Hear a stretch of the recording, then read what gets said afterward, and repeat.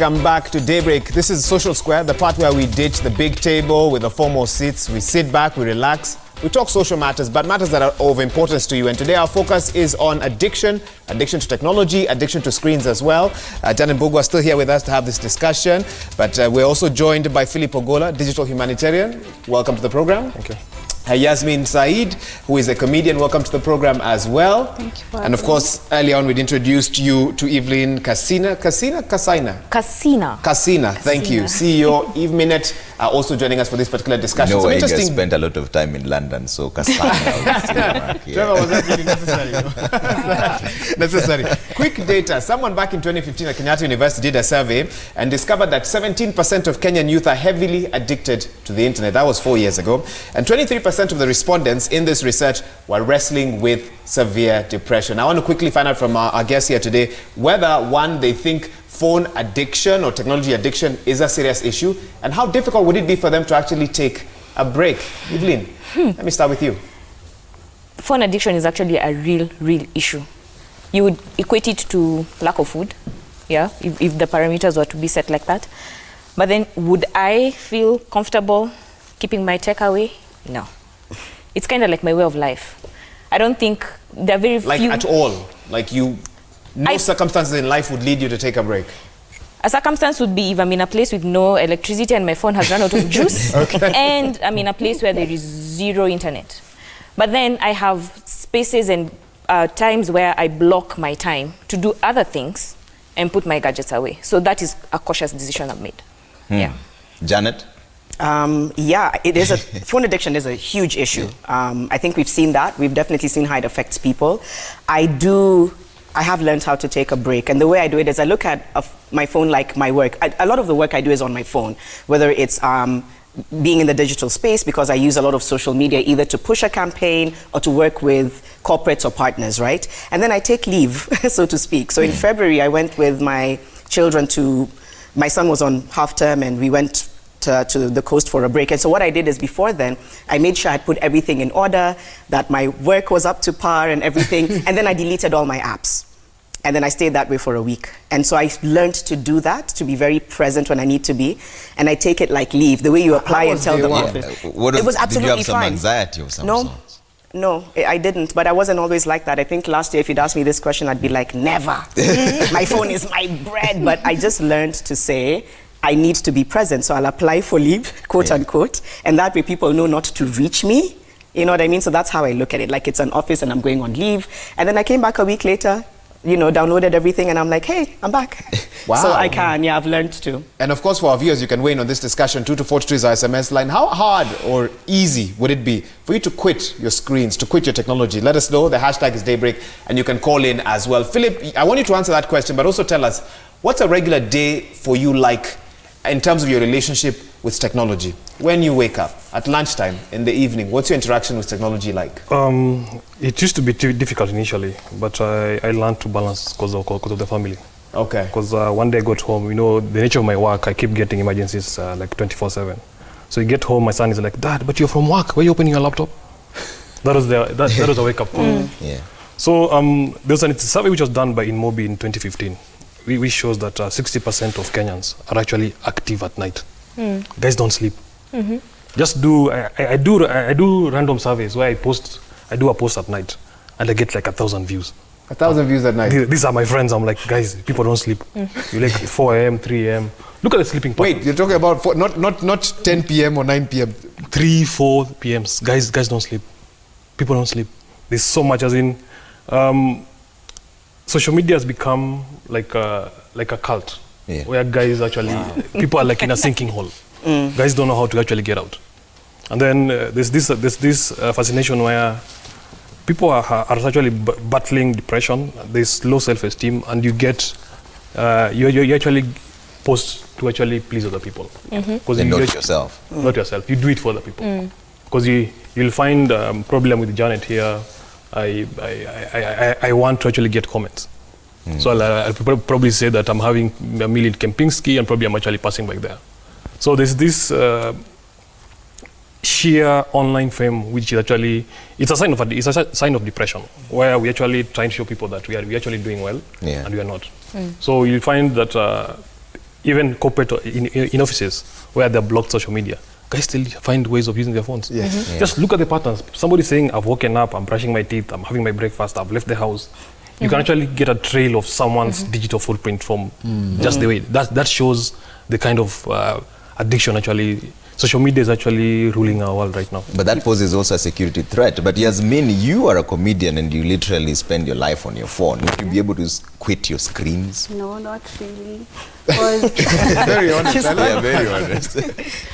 I wouldn't say that I can just go and unplug, but I'll try to like balance my screen time because I do a lot on my phone. Like I record on my phone, I post on my phone, and I think I can't say I'll unplug because if you unplug, like let's say for a week and you go back, a lot could have happened.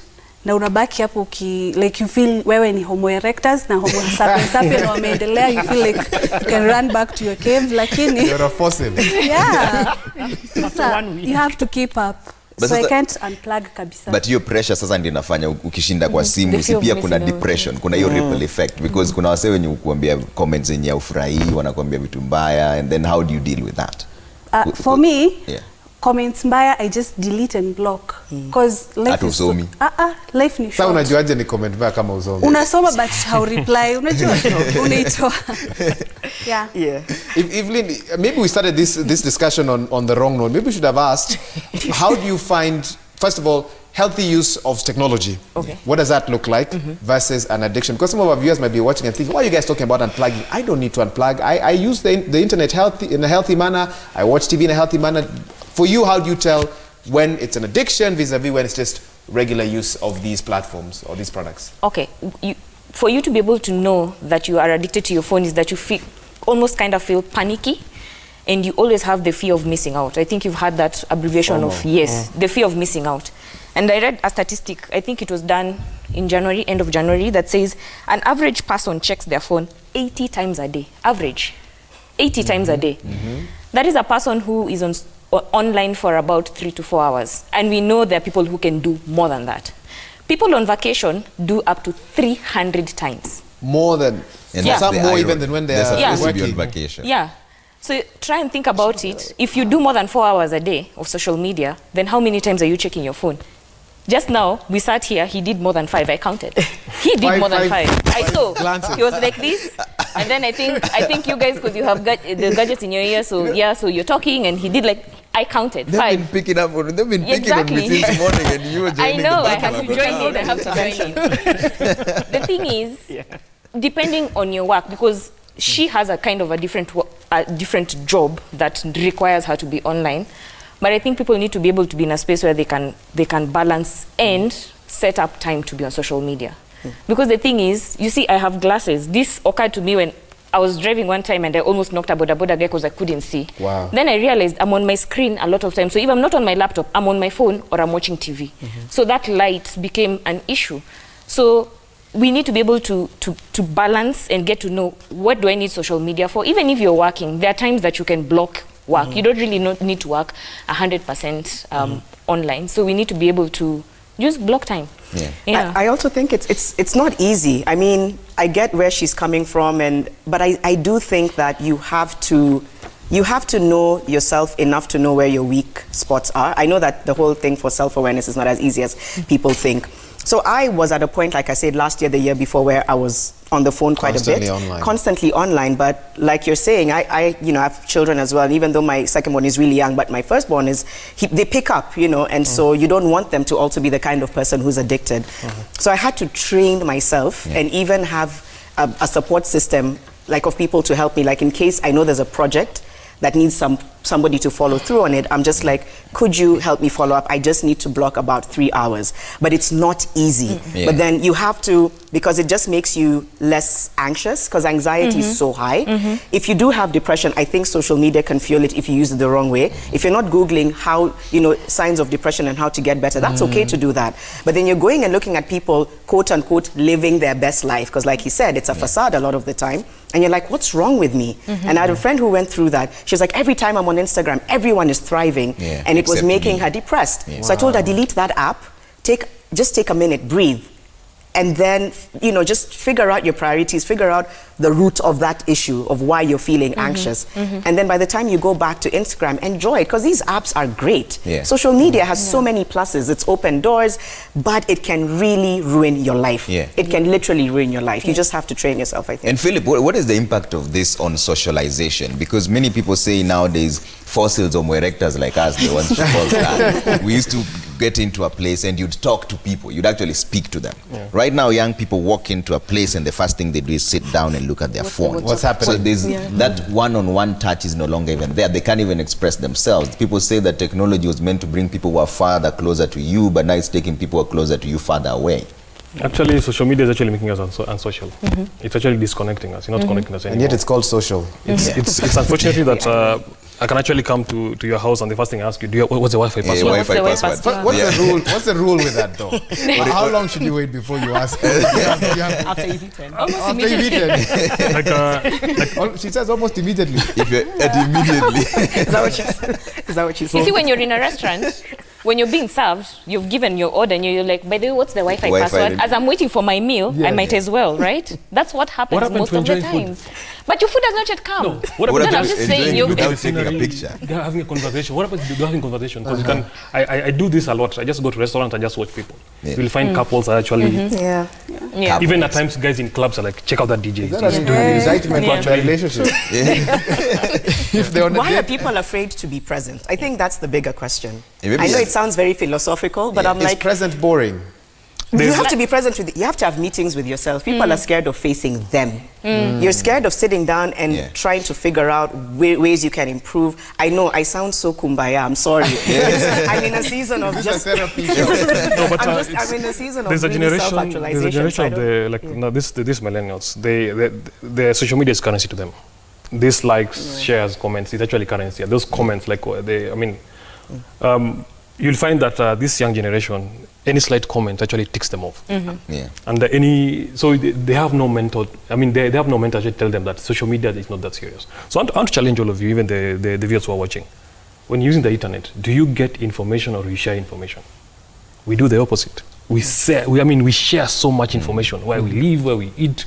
We leave a lot of digital footprint, which actually comes back to actually haunt us. And that is also a security threat. It's the same way. We do so much. Even parents, I mean, for parents who are actually at home, Wahiga, do you leave your house open at night? No. Do you leave your windows open? No. Not even during the day. But Wi-Fi brings people in your house. Guys can actually watch the stream, can actually be snooping, and they're like, hey, okay, so you have this. Because kids are actually posting so much information. So people need to know how to balance what not to post and when not to post it. Like for me, I actually get a lot of alerts. People text me. I don't know how guys got my number, because now I don't respond to Twitter anymore. I have times when I actually check in. Because guys are like, hey, I've tweeted you, I've WhatsApped you, I've SMS'd you, what's up?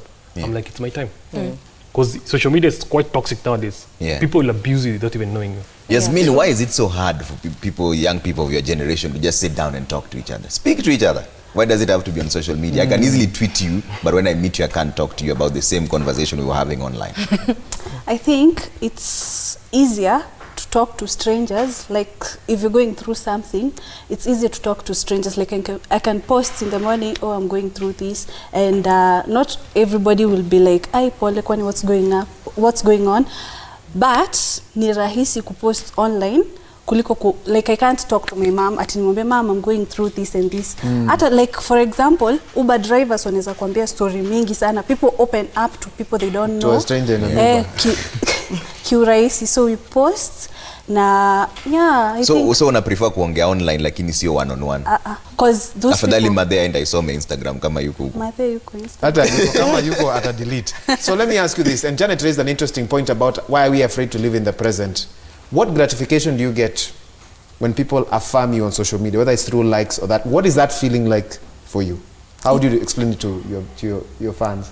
It's amazing when you get the likes and the views. Ni poa, unasikia the shares. Na wakati hakuna likes, wakati hakuna views, you stressed out. Na unatoa hiyo post, una post ingine better. Una post ingine better. Oh my goodness. How long then do you give a post before you decide EI5? Toshi, what are your... Like an hour, isipopata 1,000 likes ama 500 likes, unasema not good. Yeah, kuperform. Ama ndo ndo unaonanga watu wanapost wanaandika hapo to be deleted. But kipata views ama temporary post. Temporary post.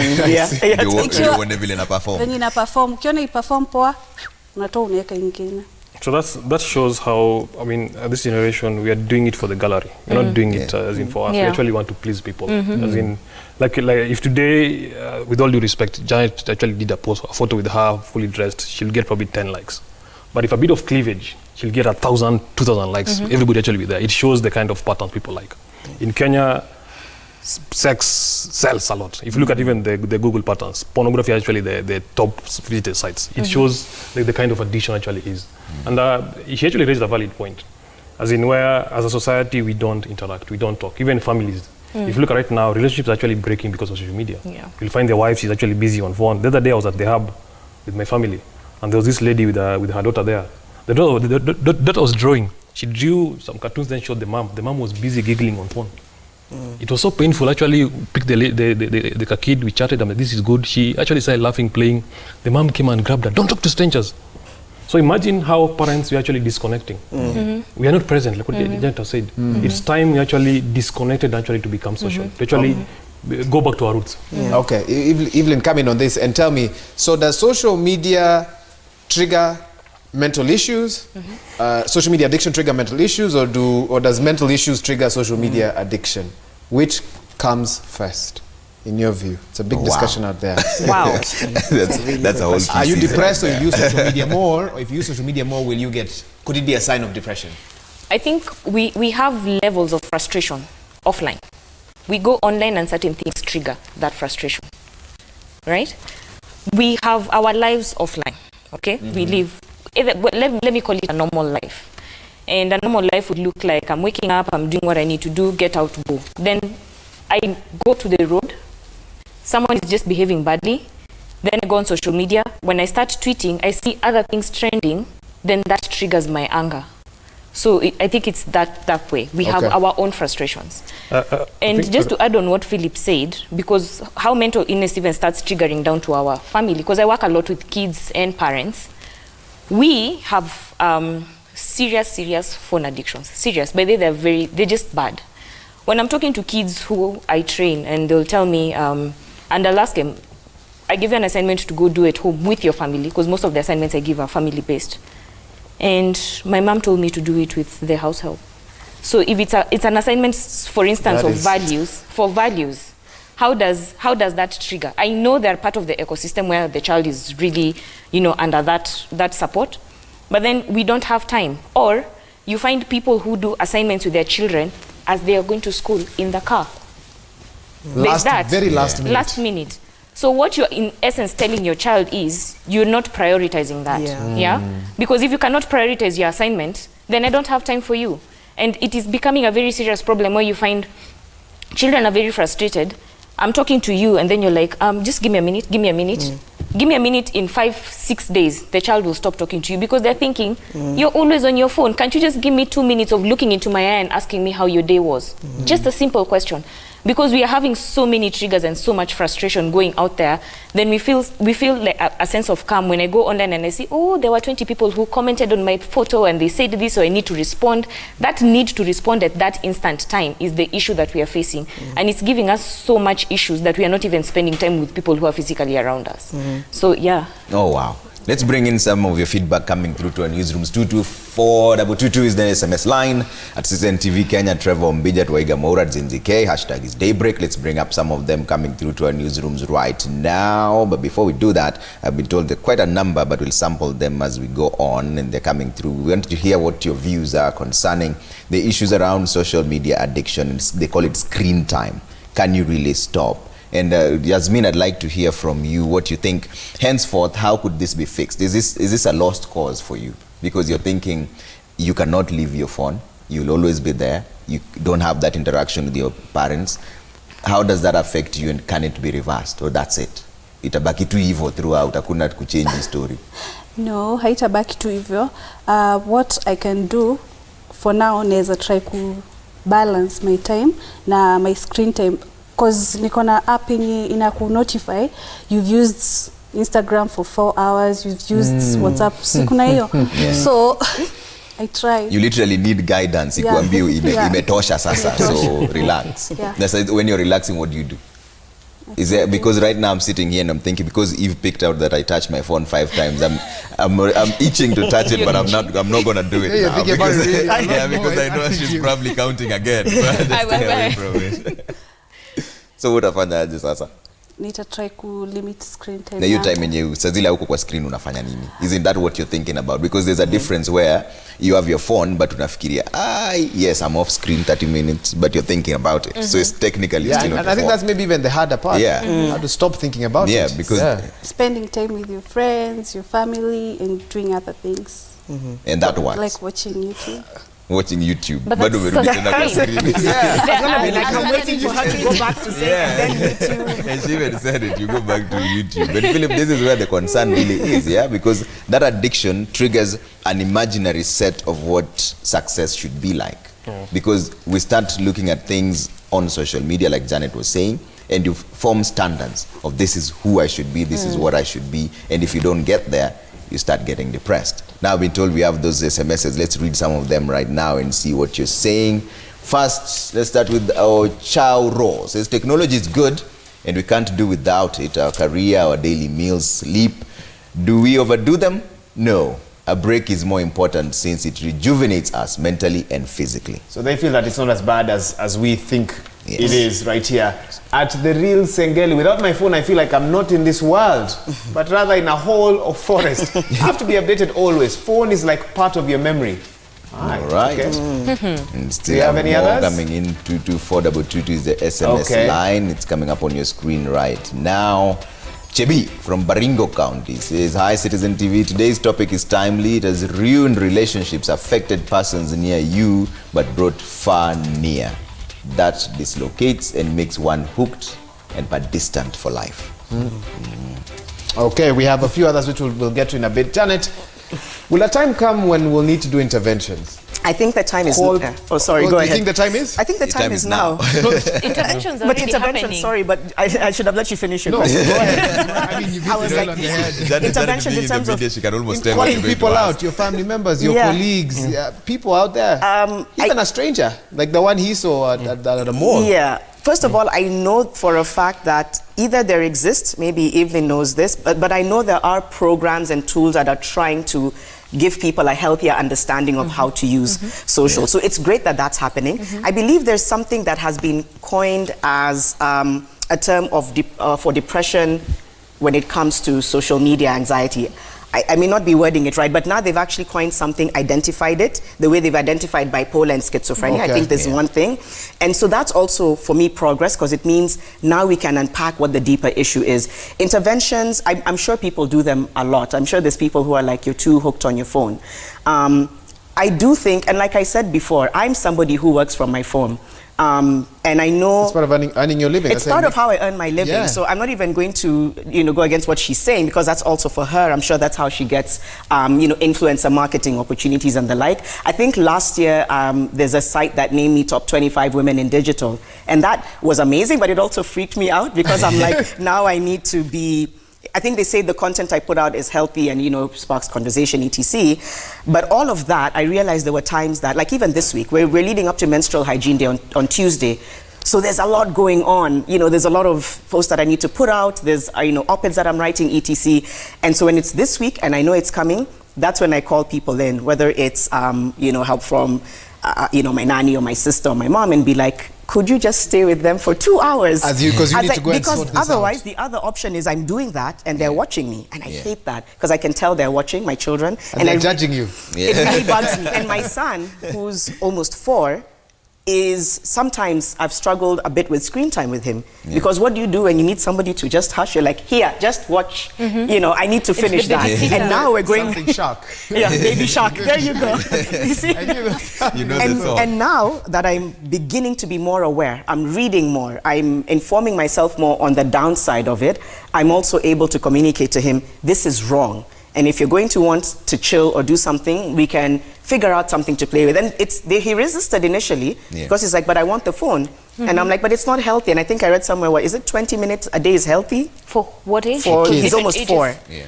Oh, he should have 30 minutes a day. Oh, 30 minutes. But max, supervised screen time. Max, unsupervised. Yeah. So that's kind of what I'm now trying to. But what I'm trying to say is that it's not easy. I'm not sitting here saying I have figured it out. It's still a struggle, but I'm trying to read and learn and understand what the downside is. And it's allowing me to make decisions like get off. Because if I leave the apps on my phone, by the way, I will look at them. That's why I delete them. That's why I actually delete WhatsApp, I delete Instagram, Twitter, all of them for those few days. Because I know if I leave them there, I'm going to, some people have that willpower, I don't. And then when it's time to go back, I download all of them again. And I do that maybe twice a year, I don't do it all the time.